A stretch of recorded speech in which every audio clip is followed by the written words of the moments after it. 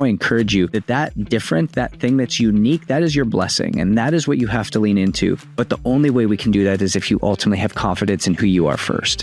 What is your definition of confidence? Like when you say confidence, what does it actually mean to you? Ultimately, what confidence is, the actual definition of the word is firm and bold trust in self. The word confidence is most closely associated with the word trust. And when you fake it, you actually never make it. I hate that saying. It actually bothers me.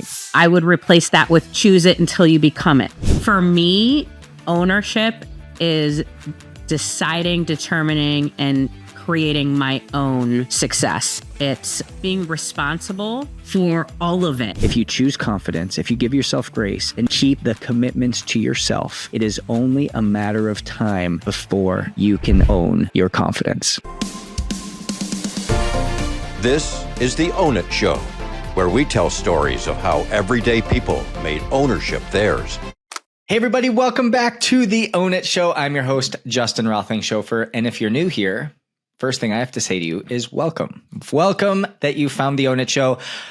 Either somebody sent it to you who absolutely loves you, or you happen to stumble upon us through some other form in the social interwebs. But either way, we're so glad you're here because we tell stories of people who have made ownership theirs and have realized their true potential and have realized life the way it was meant to be lived, which was differently. And so as we step in, again, there's over 300 episodes that you can go and take a look at, just whether it's solo episodes with me, whether it's great guests that we bring on, really just wanting to educate, empower, and equip you to take ownership of your life so that you can realize, again, something that is so unique and so different. And today I couldn't be more excited to bring on Nicole, as we got connected through somebody about 6 months ago. And if you've listened to the last 2 or 3 episodes, I've dove a lot into the power of relationships and the meaning of relationships, and not just for networking, but true connection. And when Nicole and I first met, there was like an instant connection, just like a kindred spirit from the same heart, the same purpose, the same mission-driven focus in which we dove into life. And just understanding what Nicole is doing and her journey, I hope really inspires you today and helps give you a different perspective of what can actually happen when you start to live on purpose. But number 2, you really start to take ownership of who you are. You take ownership of what your difference is. You take ownership of what your uniqueness is so that you can step into a life that is unique and different. Because Nicole's life doesn't look anything like it did about 5 years ago in the past. But we're going to dive into that deeply here. And so Nicole is a keynote speaker, an author. She hosts This Is Women's Work podcast, which my wife was on, and I think that drops here pretty quickly. But she's just done such great work in being able to help people and women specifically lean into their calling and what does this actually look like. And again, her #1 Amazon bestselling book, Validation is for Parking, is something that we'll be diving into as well. So Nicole, it is so great to have you here, and just thank you so much for spending a little bit of time with us today. Oh my gosh, thank you for having me. It's a pleasure to be here, and I'm grateful to Rachel James, who I think it was, yes, you're who right, connected us many months back. But lots of good things have come out of that one initial connection, and it's just amazing how when people know people where they're like, yes, there's going to be a connection there. There's some commonality. They're going to appreciate and respect each other. And it works out just like that. So beautiful. I love it. I love it. And I think that's the cool part about that, right? Is when you connect somebody with no expectation. And the way that I always lean into relationships, and this is from somebody who used to be terrible at building relationships, was just about how can we make it as transactional as possible, and how can we figure out what can get me forward and what can get you forward. And if that works, then great. And my new way in which I really have just taken ownership of over the last 4 or 5 years is, who is it that we don't know yet that will benefit from us being connected? And if there is something that I can be like, yes, that is going to benefit somebody that I don't know yet in the future, I will pursue that relationship. But if the answer is no, then it's probably just for me from a selfish standpoint and from a self fulfilling standpoint that I kind of want to lean away from. And so, Nicole, I'd love to kind of get just a little bit of your background and understanding the journey that you went on to ultimately become Nicole that you are today, the person who is qualified to write the book of Validation is for Parking, and to be able to speak into the lives of tens of thousands of women about what does this actually mean to step into your calling and to be so confident in who you are and the mission, the message that's inside of you so that you can step forward into it. Because I know that this was not always the Nicole that we are seeing today. No, not at all. And I think that that's so true for so many of us, is our calling or our purpose is often discovered through pain or, a tough experience that made what was missing so obvious. And then like we became hyper focused on it. At least that's true for me. So my background is as an executive at a Fortune 100 company in the financial services industry, which is a very male dominated industry. And I worked with a great company and great people, and I learned so much. And I was very often the only woman in the room. And what I learned about what it is to be successful, what it is to be professional, and what it is to be confident, I learned almost predominantly from the masculine lens. Now, I am not saying that that's a bad lens. I'm just saying it wasn't totally authentic to me. And I spent a lot of those years basically ignoring, avoiding, stuffing down any of my more feminine qualities. And in that, I think I just lost myself. I was trying so hard to be like the people around me that I stopped being me, and I stopped valuing the nuances, the differences that make me who I am. And I think of this moment where I got promoted to chief development officer at the firm, and everybody was congratulating me, and there were hugs and high fives. And somebody actually leaned over to me and said, "I wish I had your confidence." And it was at that moment that it became so clear to me that I, didn't even know what confidence was, and B, was just certain I didn't have any of it. It was all for show. It was all about how it looked. And so I began the personal journey to figure out what confidence is and how we actually build it. And then because it was so revealing and so life-changing for me, it began to become more of a mission, a purpose to share about confidence, what it is, what it isn't, how we actually build it, and to make sure to include it from that feminine lens. And when I say that, yes, I do mean for people who identify as women, but I really mean for everybody, because I do think most of us are made up of both masculine and feminine qualities and ways of being.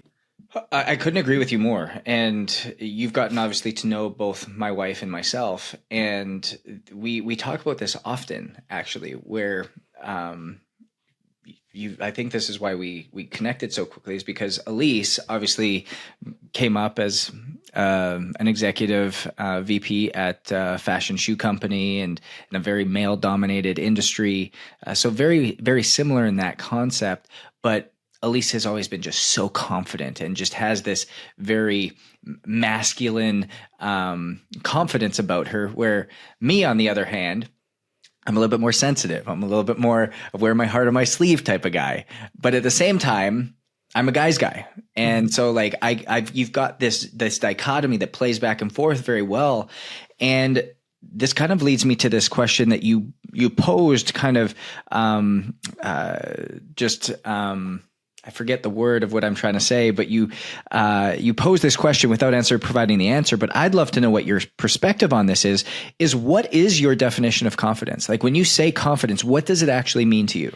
Yeah. So I geeked out and went to the etymology of the word. And then I went to how it translated from Latin to Middle English and to other languages, all because I wanted to understand what it is that we're actually talking about. Because the word confidence gets thrown around a lot. All the time.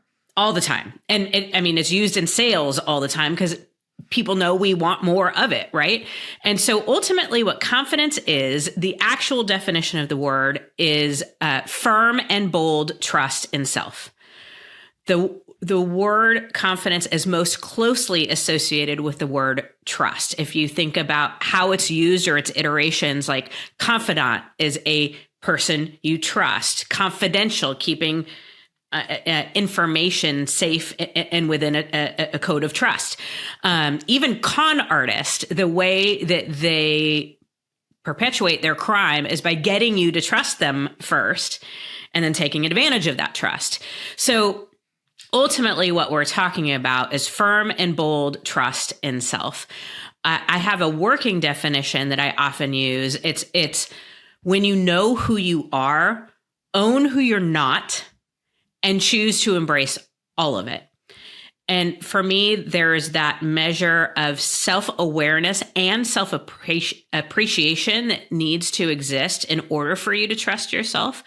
There's also that siphoning off of what isn't meant for you, what you're not meant for, letting go of this idea of perfectionism or we are supposed to be all things to all people all the time, by owning what we're not. And then that opportunity we all have to embrace who we are, exactly as we are. I love what you just said there, because I think so often we're okay owning who we are, because when we own who we are, it's leaning into maybe what our strengths are, leaning into what it is that we're called to, leaning into what it is that we see ourselves as, right? Even though that may not necessarily be true in the moment. But owning who you are not. And I think that's the harder one for people, is sometimes you can pretend to be someone you're not. You can pretend to want something that you actually don't want. You can pretend to lean into this newfound version of yourself that, quite frankly, you know that this isn't who you're supposed to be becoming. Yeah. And how do you step into that ownership level of owning who you are not and doing it in a confident way? Yeah. I mean, how we get good at anything, and the answer is practice, right? And it really is an awareness that you're going to be surrounded. We all are surrounded by messaging of all the shoulds and the supposed tos, and, you know, the be everything to everyone all the time. And so it's counterintuitive in a lot of ways. I often suggest starting with the easy things. So for me, owning that I'm not tall is super easy. I mean, this is just a matter of fact. I'm 5'1.5" on a good day. And, you know, it is what it is. Which leads to the next question of, does it matter? So this is what I'm not. And then the question is, does it matter? In this case, the answer is no, it doesn't matter at all. So I just let it go and move on, because I am not in the WNBA, and other than reaching things on really tall shelves, it doesn't impact my life at all. But let's run a different example through that. So I am not patient. I'm not. It is just not something that comes easy to me. And all the, you know, self-assessments that there are out there, I'm low on the patience scale. Then I have to ask the question, does it matter? Yeah, it matters. It matters as a mom. It matters as a partner to my husband, Jay. It matters as a business owner. It matters as a leader. There's so many aspects of life where that matters. And so then I have to ask myself, what do I want to do with it? Do I want to grow? Do I want to leverage? Do I want to delegate? And in the matter of patience, the answer is all of the above. And taking ownership of, I'm not ever going to be the most patient person. This isn't about swinging the pendulum so far the other direction. Right. This is about being aware of where my lack of patience is impacting me negatively or hurting or harming what really matters to me, and figuring out how to leverage different parts of who I am, or, you know, set myself up better, ask better questions. And then there's a lot of things that require patience that I delegate to other members of my team, or leverage other resources or people. I'm not a researcher. I don't have the patience for it. So if I need something researched, I'm finding somebody else to do it, as an example. It's so good. When you think about like, okay, knowing what confidence is, firm and bold trust in self, making sure that you can create undeniable evidence that you are who you say you are, owning who you are, but also owning who you are not, and learning to embrace it all. Where does this concept of, okay, how do you actually build confidence? How do you actually build this over the course of time? How do you actually lean into this and start to have somebody who doesn't think they have confidence, get them to a point of where, oh, like this is starting to feel a little bit easier. This is starting to feel a little bit better. Yeah. So I identified 5 confidence builders. There are more than 5, but I think these 5 have the most effective and quick impact. And fundamentally, just a reminder to all of our listeners, what we're talking about is building trust. So if what I say does or doesn't resonate with you, I would just go back to, how do you build trust with other people in your life? How do they build trust with you? Whatever matters to you in that context will probably give you some pretty big insight into how you can build trust with yourself. Just turn it inward. That's really good. The 5 things that do seem to work. First, action. Action builds confidence. You can't think or hope or fingers and toes cross your way into it. You must get into action towards it. Action builds confidence. The second confidence builder is very surprising, and that's failure or fear or doubt or any of those sort of icky feelings. If you think about it, we build the firmest trust with people we go through hard things with. And it's really easy to trust ourselves when everything's going according to plan, when we're winning, when we're achieving. It's when the what hits the fan. It's when you're faced with fear or doubt or you've messed up or whatever. That is where accessing trust and self is so much more challenging and therefore so much more rewarding. It's really about choosing to trust yourself, when that could just be like, I don't know how this is going to work out, but I know that I'll be okay. Yeah. The third confidence builder is choosing confidence, which I know sounds sort of simplified, but I think a lot of times people think confidence is a feeling. Confidence is not a feeling, it's a choice. There is that expression in business we hear a lot, fake it till you make it. I would replace that with choose it until you become it. That's great. That's good. Choose it moment by moment, day by day, however often you need to, until the feeling catches up. The fourth confidence builder is giving ourselves grace. It's really fundamentally how we talk to ourselves about ourselves. It's speaking to ourselves as if we are someone we love, because we should fundamentally, first and foremost, be someone that we love. Yep. And then the fifth confidence builder is really about internal trust and things that we can do. So I'll give a few examples. Keeping your commitments. We trust people who can keep their commitments more than we trust people who flake all the time. Yep. And yet, and I think women do this a little bit more often than the other genders, but what I find is we are doing damage to our confidence when we don't keep the commitments we make to ourselves. Yeah, that's good. We tend to be good about keeping commitments to other people, our colleagues or our children or whatever, but the ones we make to our own, like prioritizing our health or taking care of ourselves or self-care, whatever it might be, that tends to go by the wayside and we're doing damage to our own trust in ourselves. So keeping commitments is a big one. Standing up for yourself, speaking your truth, using your voice, planning, preparing, practicing. There are lots of things that we can be doing to build internal trust. It's so good because I think, like, even what I said earlier was building undeniable evidence that you are who you say you are. And I think that evidence comes out in what you talked about. It's the actions, it's the keeping your commitments.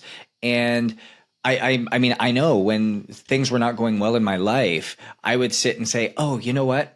I'm going to, like, somebody would say, hey, I've got a party that I've got going on. I'd love you to come. Oh, you know what? Yeah, I'll be there. Yeah, I'll be there. And then Friday night rolls around and I'm like, man, I'm not going to this thing. Like, I don't want to go to this. Well, that's something that I didn't now, that's a commitment that I didn't keep. And then all of a sudden it's, hey, I'm going to get up and get my workout in the morning. Hit the alarm. And now I didn't get the workout in. And now, hey, you know what? I'm going to go and spend 30 minutes in the Bible this morning. Well, I didn't do that either. And so as you slowly start to chip away at these things and you realize that you've missed out on all of these commitments that you've made because you've overcommitted and said yes to too many things, or you've just ultimately chose not to do something, it actually steals your confidence. It steals the confidence in yourself because you don't have undeniable evidence that you are who you say you are. And you actually become this person that's trying to fake it till you make it. And when you fake it, you actually never make it. I hate that saying. It actually bothers me. And so this is why when you said choose it till you become it is so much more like on point and on brand and on mission because, hey, I'm choosing to go this way. I know I'm not there yet, but hey, understand that I'm putting in every rep, every effort, every intention, every focus to get to where I need to go because I'm building undeniable confidence of where I want to go because the person I am today is not who I want to be, but the person that I want to be is the person who I'm chasing.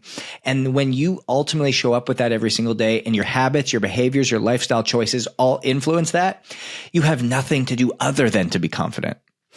You hit the nail on the head. It's really about keeping your word and the power of our word. And when we damage the power of our own word, we lose trust and we lose confidence. And I also want to just reiterate exactly what you said.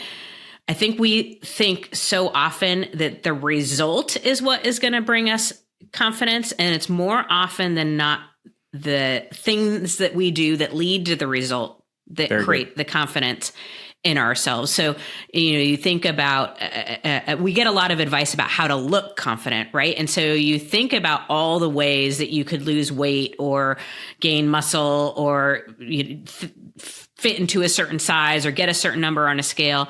There are so many ways to do that. There are ways that will build your confidence, and there are many, many that will not.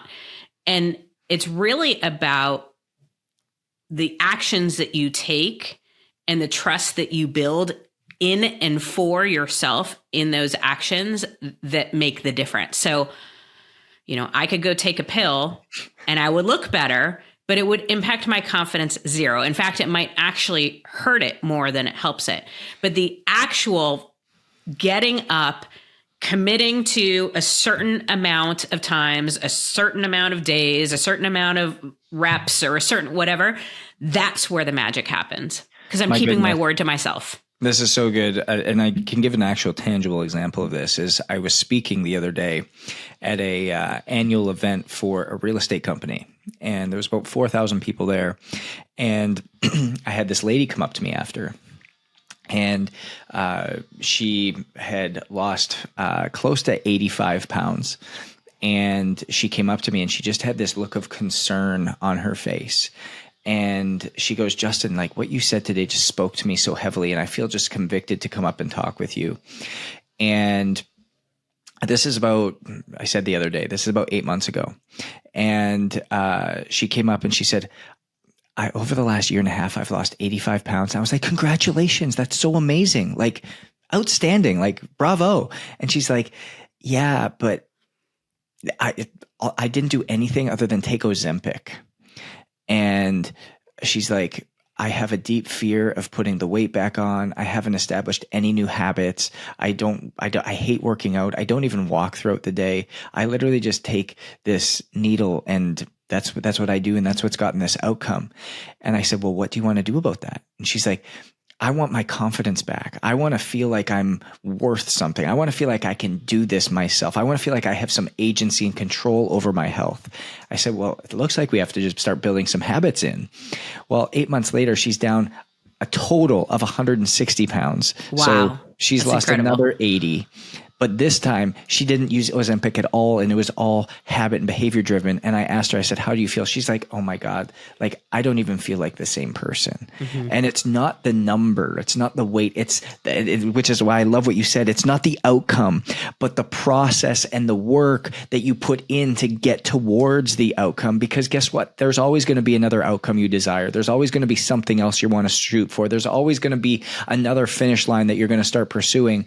But if you don't know how to love the process, if you don't know how to lean into the system, if you don't know how to ultimately build the steps to get there, you're never going to have the confidence that it ultimately takes in order to do anything consistently. I mean, ideal example, especially given, one set of 80 pounds versus the other set of 80 pounds, and probably the completely different experience that this woman has between the two. I call that the false equation of confidence, and we see it everywhere. And it goes like this: if X happens, then I'll feel confident. And X can be literally anything. It can be a number on a scale. It can be perfectly behaved children. It can be a certain amount of followers on social media. It can be, achievement, income, fill in the blank. But the problem with that equation is A, it never works long term.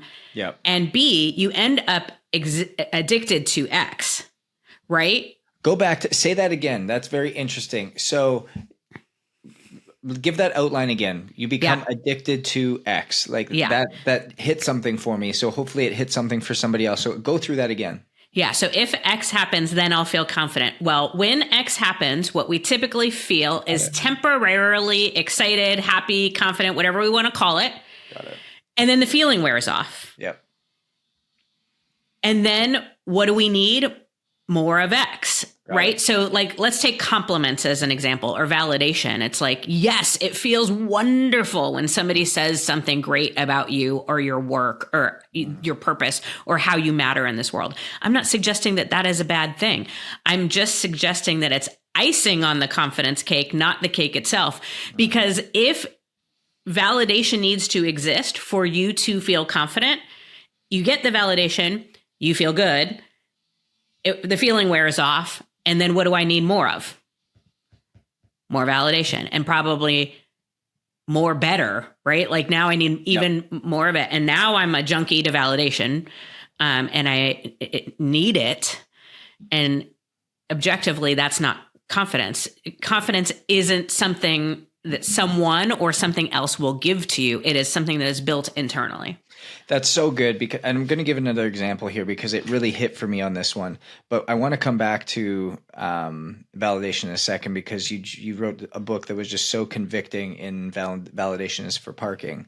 And I want to come back to that in a second. But an example of what you said, basically when X happens, then I'll feel good, is I see this all the time with like breath work, meditation, mindfulness, where people are like, I'm going to go do my breath work in order to feel this, to have a certain feeling, right? You feel calm, you feel in control, you feel like the person, you feel like you're connected deeper, maybe to God spiritually, and then I'll feel good. Well, the rest of your day is not built around connection. It's not built around hearing the voice of God. It's not built around being still. It's not built around connecting to what matters. And so really, you just become more addicted to more breath work. You become more addicted to more of these experiences instead of building the processes and systems in your day in order to have that become a lifestyle. And so I'm sure that hopefully that resonates for people in terms of the example of what we're talking about here, because you just become more addicted to X. You become more addicted to whatever that thing is that gets you the feeling or the outcome that you're desiring, rather than building a process or system around that. And so that's so good. But I want to go back to your example of validation, because I think in this culture, in our society, validation is this crutch that we lean on. Mm-hmm. And you talk about it so heavily in your book. Validation is for parking. Help us understand what happens when we seek validation, and when we push validation, we put validation as the number one thing in our life, and what that does to our confidence.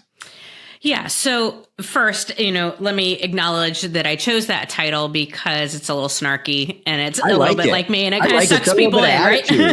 Yeah. So it fit me.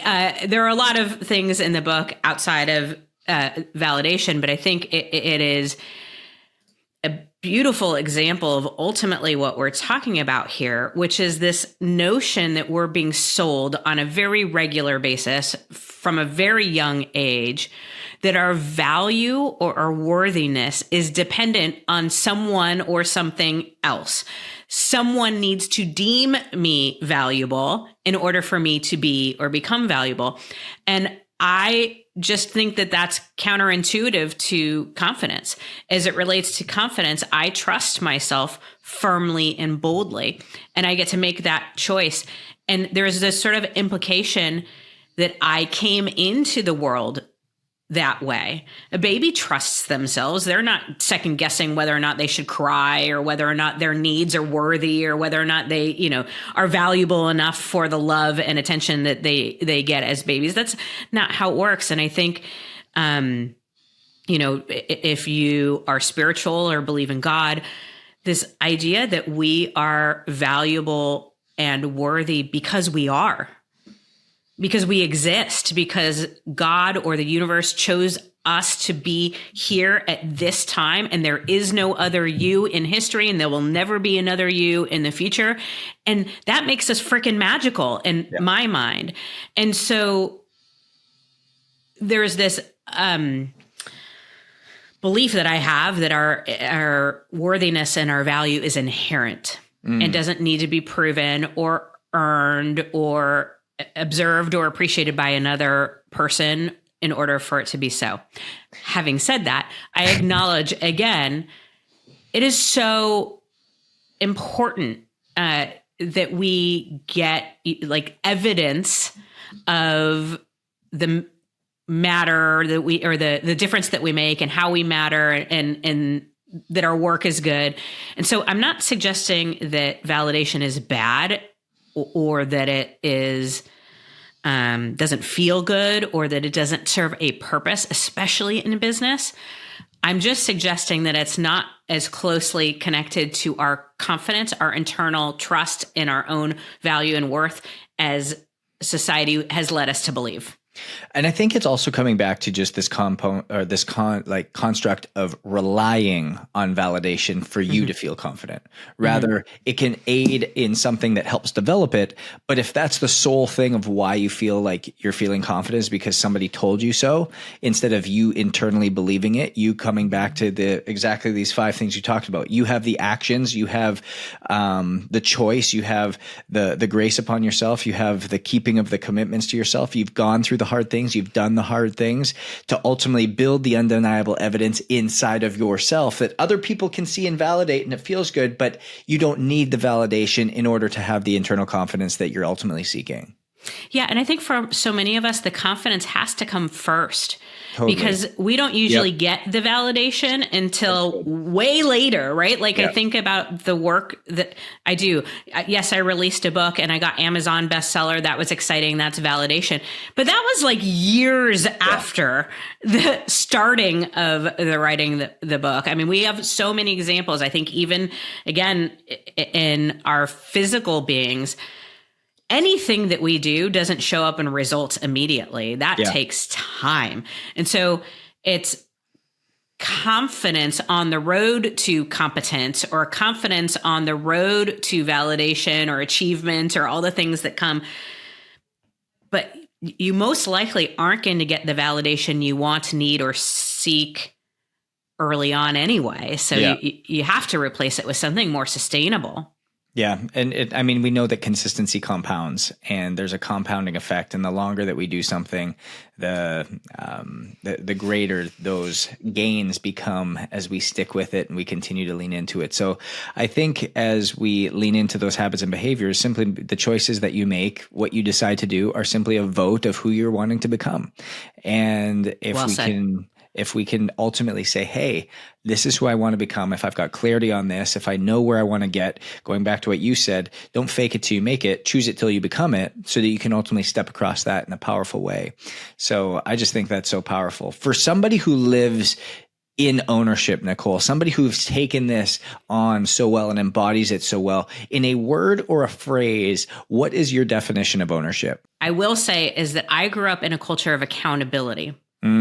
And that was really challenging for me, because what I found is I was often being held accountable to other people's goals or definitions or whatever. So for me, ownership is deciding, determining, and creating my own success.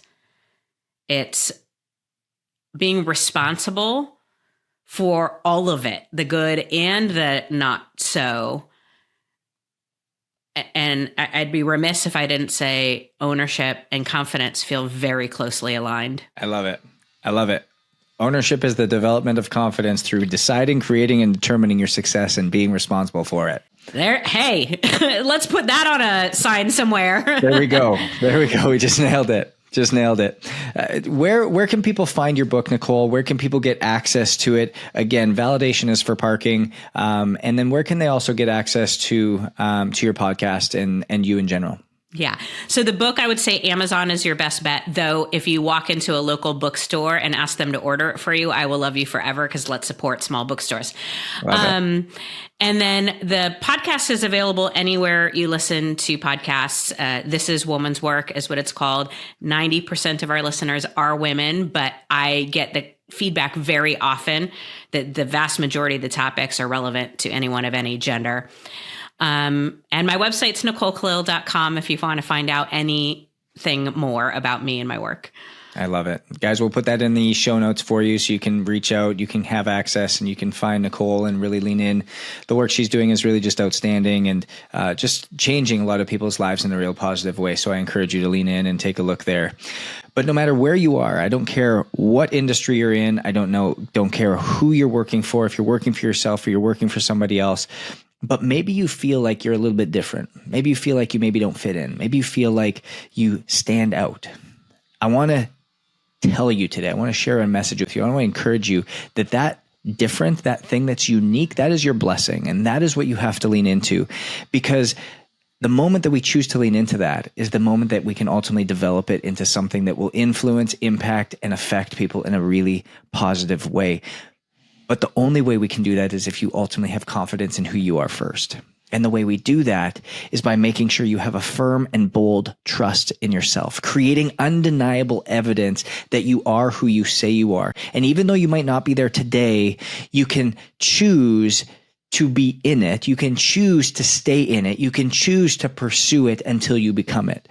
Because we know that if you take action, if you go through hard things, if you choose confidence, if you give yourself grace, and you ultimately keep the commitments to yourself, it is only a matter of time before you can own your confidence. We know at the end of the day, success is different. So own your different, and we'll see you guys next week.